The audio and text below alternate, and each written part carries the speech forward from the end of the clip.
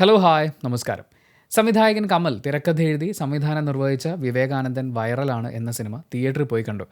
വളരെ ചുരുങ്ങിയ സമയത്തിൽ എനിക്ക് ഫുൾ വീഡിയോ ഒന്നും കാണാൻ സമയമില്ല, പെട്ടെന്ന് അറിഞ്ഞേ പറ്റൂ എന്നാണെങ്കിൽ വളരെ സിമ്പിളായി ചുരുങ്ങിയ വാക്കുകളിൽ പറഞ്ഞാൽ എന്നെ ഞെട്ടിച്ച ഒരു സംവിധായകൻ കമലുണ്ട്. നടൻ എന്ന സിനിമ വരെ എന്നൊക്കെ ഞാൻ പറയും. ആ സംവിധായകനാണ് ഈ സിനിമ എടുത്തത് എന്ന് വിശ്വസിക്കാൻ എനിക്ക് വല്ലാത്ത ബുദ്ധിമുട്ടുണ്ട്. ഒരുപക്ഷെ ഈ സിനിമയുടെ ഡിസ്കഷൻ പോയിന്റിൽ എവിടെയെങ്കിലും അദ്ദേഹം ഉണ്ടായിരുന്നോ എന്ന് പോലും സംശയം തോന്നത്തക്ക രീതിയിൽ എന്നെ നിരാശപ്പെടുത്തിയ ഒരു സിനിമയാണ് വിവേകാനന്ദൻ വൈറലാണ് എന്നുള്ളത്. നമുക്ക് ഘട്ടം ഘട്ടമായി പറഞ്ഞു പോവുകയാണെങ്കിൽ ഈ സിനിമയുടെ കഥയുടെ കാര്യം എടുത്തു നോക്കിയാൽ നമ്മുടെ സീരിയലുകളൊക്കെ പുരോഗമനത്തിനെതിരാണ്, അല്ലെങ്കിൽ സീരിയലുകളിൽ പുരോഗമന പ്രധാനമായ കാര്യങ്ങളൊന്നും സംഭവിക്കുന്നില്ല എന്നൊക്കെ നമ്മൾ വിമർശിക്കാറുണ്ടല്ലോ. അപ്പോൾ ആ വിമർശനമൊക്കെ കേട്ട് സഹി കെട്ടുപോയ ഒരു സീരിയൽ തിരക്കഥാകൃത്ത് എന്നാൽ ഒരു പുരോഗമന സീരിയൽ ചെയ്തേക്കാം എന്ന് വിചാരിച്ച് എഴുതിയുണ്ടാക്കിയ ഒരു സ്ക്രിപ്റ്റ് കാണാതെ പോയതാണ് എന്ന് പറഞ്ഞാൽ പോലും എനിക്ക് വിശ്വസിക്കാൻ തോന്നിപ്പോകുന്നത് പോലത്തെ ഒരു കഥയും കഥാപരിസരങ്ങളും അഭിനയ മുഹൂർത്തങ്ങളും ഒക്കെയായിരുന്നു സിനിമയിൽ ഉണ്ടായിരുന്നത്. അതിൽ ഓരോ സീനിലും ഓരോ ഡയലോഗിലും പെർഫോമൻസിലും ഒക്കെ അത് വല്ലാണ്ട് നിഴലിക്കുന്ന പോലെ എനിക്ക് തോന്നി. പിന്നെ പെർഫോമൻസുകളിലേക്ക് വരികയാണെങ്കിൽ നമുക്കറിയാവുന്ന നല്ല പ്രകടനങ്ങൾ വിവിധ സിനിമകളിലായി പുറത്തെടുത്തിട്ടുള്ള അഭിനേതാക്കളാണ് സിനിമയിലുള്ളത്. പക്ഷേ അവരെയൊക്കെ കെട്ടിയിട്ട് അഭിനയിപ്പിച്ചതുപോലെ എനിക്ക് ഫീൽ ചെയ്തു. എന്ന് വെച്ചാൽ അവരുടെയൊക്കെ ഒരു ആവറേജ് പ്രകടനത്തെ പോലും പുറത്തേക്ക് എടുക്കാനുള്ള മുഹൂർത്തങ്ങൾ സിനിമയിൽ ഉണ്ടായിരുന്നില്ലെന്നാണ് എനിക്ക് തോന്നിയത്. ഷൈൻ ടോം ചാക്കോ അദ്ദേഹത്തിൻ്റെ സ്ഥിരം പ്രകടന രീതികളൊക്കെ തന്നെയാണ് ഈ സിനിമയിൽ നമുക്ക് കാണാൻ വേണ്ടിയിട്ട് സാധിക്കുന്നത്. ഇടയ്ക്ക് കുറച്ച് ലൈറ്റായിട്ട് ഡയലോഗ് പറയുന്നു എന്നുള്ളത് ഒഴിച്ചു കഴിഞ്ഞാൽ ചില സമയത്ത് പുള്ളിയുടെ പെർഫോമൻസ് എനിക്ക് വേറൊരു ലെവലിലേക്ക് വരുന്ന പോലെ തോന്നിയിരുന്നു. പക്ഷെ അപ്പം തന്നെ ആ സീനിൽ വേറെ എന്തെങ്കിലും ഒരു കാര്യം, വേറൊരു ഡയലോഗോ വേറെ എന്തെങ്കിലും ഒരു കാര്യം കൊണ്ടുവന്ന് അല്ലെങ്കിൽ ഒരു കട്ട് ചെയ്ത് അടുത്തേക്ക് പോയിട്ട് അതിനെ ബ്രേക്ക് ചെയ്യുന്നുണ്ടായിരുന്നു.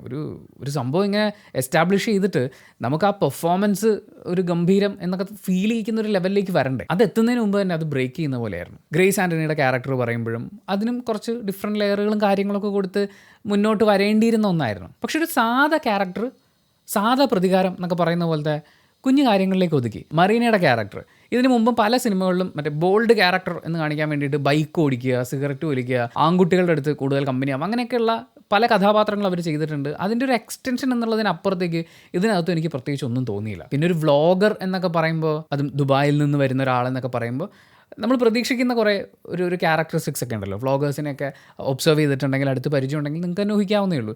എനിക്ക് അതൊന്നും ആയിട്ട് യാതൊരു തരത്തിലും മാച്ച് ചെയ്യുന്നുണ്ടെന്ന് തോന്നിയിട്ടില്ലായിരുന്നു. അതിൽ വ്ളോഗർ എന്നുള്ള ആ ടൈറ്റിൽ എടുത്ത് മാറ്റിയിട്ട് മലയാളത്തിലെ ഏതെങ്കിലും ഒരു ദിനപത്രത്തിൻ്റെ ജേർണലിസ്റ്റാണ് ഈ കഥാപാത്രം എന്ന് പറഞ്ഞ് അവതരിപ്പിച്ചാലും ഇതേ പെർഫോമൻസ്, ഇതേ ഡയലോഗുകൾ, ഇതേ നിപ്പ്, നോട്ടം, നടത്തം, സിഗരറ്റ് വലി ഒക്കെ കൊടുത്തു കഴിഞ്ഞാലും കറക്റ്റാണ്, യാതൊരു വ്യത്യാസവും സംഭവിക്കില്ല. ആ ക്യാരക്ടറൈസേഷനിലെ പല കഥാപാത്രങ്ങളും തീർന്നു പോയതുപോലെ എനിക്ക് തോന്നി. സ്വാസികയുടെ കഥാപാത്രം അവരുടെ സീരിയലുകളിൽ അവർ ചെയ്യുന്ന പെർഫോമൻസുകൾക്ക് അപ്പുറത്തേക്ക് ഈ സിനിമയിലൊന്നും ഡിമാൻഡ് ചെയ്യുന്നു എന്ന് എനിക്ക് തോന്നിയില്ല.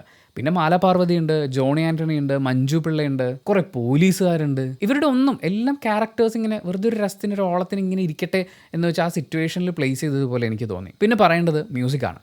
ബിജിപാലാണ് ഈ സിനിമയ്ക്ക് സംഗീതം ഒരുക്കിയിരിക്കുന്നത് എന്നും എനിക്ക് വിശ്വസിക്കാൻ കുറച്ച് ബുദ്ധിമുട്ടുണ്ട്. ശരിക്കും ഞാൻ ഇവരൊക്കെ ഭാഗമായിട്ടുള്ളൊരു സിനിമ തന്നെയാണ് കണ്ടതെന്ന് എനിക്ക് സംശയം തോന്നിപ്പോവാണ്. കാരണം സിനിമയുടെ തുടക്കത്തിലുള്ള മ്യൂസിക്കൊക്കെ വന്ന് വീഴുന്നത് ഇതൊരു നൈസ് സിറ്റുവേഷനാണ്, ഇത് കുറച്ച് ലൈറ്റർ സീക്വൻസ് ആണ് എന്നൊക്കെ പറഞ്ഞ് പോകുന്നു. മറ്റ് രംഗങ്ങളിലേക്ക് വരുമ്പോൾ അതായത് ഓരോ സീനിലും മ്യൂസിക് ഇട്ട് ഇങ്ങനെ പൊയ്ക്കൊണ്ടിരിക്കുകയാണ്. ചില സീക്വൻസുകളിൽ മ്യൂസിക്കേ ഉള്ളൂ അതിൽ എന്ന് തോന്നിപ്പോകുന്ന ഘട്ടം ഉണ്ടായിരുന്നു. അതായത് സീനും ഡയലോഗും പെർഫോമൻസും ഒക്കെ ആവറേജോ അതിൽ താഴേക്കോ ഒക്കെ ഇങ്ങനെ മുങ്ങിയും പൊങ്ങിയും പൊയ്ക്കൊണ്ടിരിക്കുമ്പോൾ അതിൻ്റെ കൂടെ മ്യൂസിക്കും കൂടി വന്ന് കയറുന്നു എന്ന് പറഞ്ഞ പോലെ അങ്ങനെയാണ് എനിക്ക് ഫീൽ ചെയ്തത്. പിന്നെ വിഷ്വൽസ്, ഇതിൻ്റെ ടോട്ടാലിറ്റിയിൽ എനിക്കിതൊരു നമ്മുടെ പിള്ളേർ ഷോർട്ട് ഫിലിം ചെയ്യുമ്പം ഇതിനേക്കാൾ മികച്ച ദൃശ്യാനുഭവം കിട്ടാറുണ്ട് എന്നെനിക്ക് തോന്നിയിട്ടുണ്ട്. ഈ അടുത്ത കാലത്ത് പല ഷോർട്ട് ഫിലിംസും കാണുമ്പോൾ അതെന്താണ് സംഭവം എന്ന് എനിക്ക് മനസ്സിലായി. ഇനി പ്രൊജക്ടറിൻ്റെ കംപ്ലയിൻ്റ് ആണോ? ഞാൻ PVR ലുലുവിൽ സ്ക്രീൻ 1 ഇരുന്നിട്ടാണ് പടം കണ്ടത്.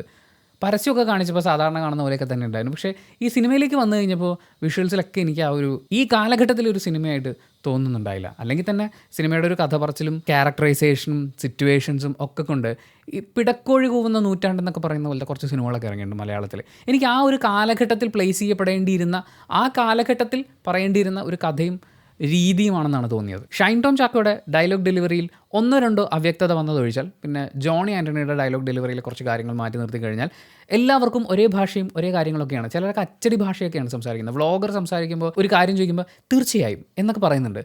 അങ്ങനത്തെ ഡയലോഗുകൾ, ആ കോൺവെർസേഷൻസ് എനിക്ക് ഈ കാലഘട്ടത്തിനോട് ചേരുന്നത് പോലെ തോന്നിയില്ല. ഇനി പറയേണ്ടത് സിനിമയിലെ പുരോഗമനമാണ്. ആ പുരോഗമനമാണ് ഈ സിനിമയെ എന്നിലെ പ്രേക്ഷകരിൽ നിന്ന് വളരെയധികം ദൂരേക്ക് വലിച്ചുകൊണ്ട് പോയത്. എൻ്റെ ശരീരം അതെൻ്റെ സ്വാതന്ത്ര്യമാണ്, അവകാശമാണ് എന്നൊരു 10 പ്രാവശ്യമൊക്കെ പറയുന്ന പോലെ ഇങ്ങനെ ഇട്ടിട്ട് പൊയ്ക്കൊണ്ടിരിക്കുകയാണ്. ഇത് ഇങ്ങനെ വീണ്ടും പറയില്ലേ, നിങ്ങളത് എസ്റ്റാബ്ലിഷ് ചെയ്യൂ, അത് നമുക്ക് ഫീൽ ചെയ്യിപ്പിക്കൂ. കാരണം ഇവിടെ കഥ പറഞ്ഞാൽ സ്പോയിലർ ആയിപ്പോവും എന്നുള്ളതുകൊണ്ട് ഞാൻ പറയുന്നില്ല. പക്ഷെ വളരെ പെയിൻഫുൾ ആയിട്ടുള്ള കാര്യങ്ങളിലൂടെ കടന്നു പോയിട്ടുള്ള കുറച്ച് ആളുകൾ അവരുടെ അനുഭവങ്ങൾ കൂടി പങ്കുവെച്ചുകൊണ്ടാണ് ഈ ഒരു കാര്യം പറയുന്നത്. അവിടെ ആസ് എ പ്രേക്ഷകൻ നമുക്ക് ഫീൽ ചെയ്യേണ്ട ഒരു പെയിൻ ഉണ്ടല്ലോ, അങ്ങനെ വരുമ്പോൾ അല്ലെങ്കിൽ ആ ഒരു ഇറിറ്റേഷൻ നമുക്ക് ഫീൽ ചെയ്യുമ്പോഴാണല്ലോ ആ ഡയലോഗിനൊരു പൂർണ്ണത വരിക.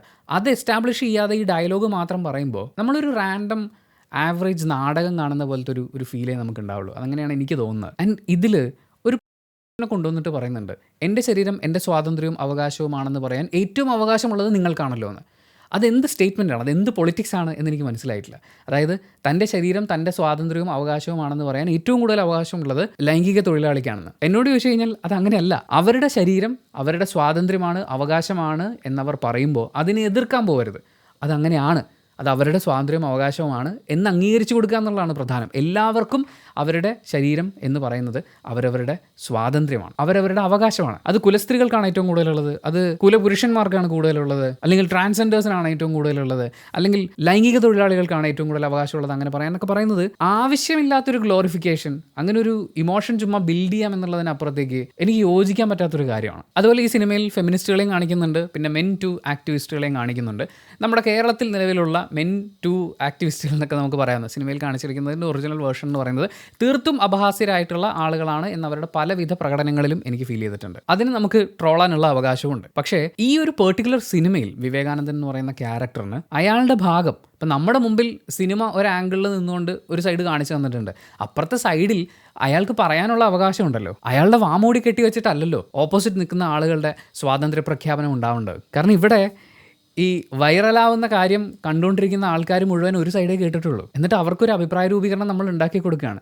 അവിടെ ഒരു ജനാധിപത്യം ഇല്ലല്ലോ. പിന്നെ പോലീസിന് പിന്നാലെ, നിയമത്തിന് പിന്നാലെ നടക്കുക എന്ന് പറയുന്നത് ഒരു അനാവശ്യ പ്രോസസ്സാണ്, അല്ലെങ്കിൽ അതുകൊണ്ട് ഉപകാരം ഉണ്ടാവുന്നില്ല എന്നൊക്കെ സിനിമ എവിടെയൊക്കെ പറയാൻ ശ്രമിക്കുന്നത് പോലെ എനിക്ക് തോന്നി. ആകെ മൊത്തത്തിൽ എന്നിലെ പ്രേക്ഷകനെ ഇടയ്ക്കൊക്കെ ക്ഷമ പരീക്ഷിക്കുകയും പൊളിറ്റിക്കലി ഒട്ടും യോജിക്കാൻ പറ്റാത്തൊരവസ്ഥയിൽ എത്തിക്കുകയും എൻ്റർടൈൻമെൻറ്റ് എന്നുള്ള കാര്യത്തിൽ തീർച്ചയായും നിരാശപ്പെടുത്തുകയും ചെയ്തൊരു അനുഭവമാണ് വിവേകാനന്ദൻ വൈറലാണ് എന്ന സിനിമ. പക്ഷേ അത് എൻ്റെ മാത്രം ഫീലായിരിക്കും. നിങ്ങൾക്ക് ചിലപ്പോൾ ഗംഭീര സിനിമയായിട്ട് ഇത് അനുഭവപ്പെട്ടിട്ടുണ്ടാവും. കാരണം ഈ സിനിമയുടെ സ്ക്രിപ്റ്റൊക്കെ കേട്ട് അതിൽ അഭിനയിക്കാൻ തയ്യാറെടുത്തിട്ടുള്ള ആളുകളും ഇതൊരു ഗംഭീര സംഭവമാണ് എന്ന് വിചാരിച്ചിട്ടല്ലേ. അപ്പോൾ ഓരോ ആളുകൾക്കും ഡിഫറെൻറ്റ് ഒപ്പീനിയൻസ് ആയിരിക്കും. നിങ്ങൾക്ക് അങ്ങനെ ഈ സിനിമ ഒരു ഗംഭീര അനുഭവമായി തോന്നിയിട്ടുണ്ടെങ്കിൽ അത് കമൻറ്റ് ബോക്സിൽ രേഖപ്പെടുത്തുക.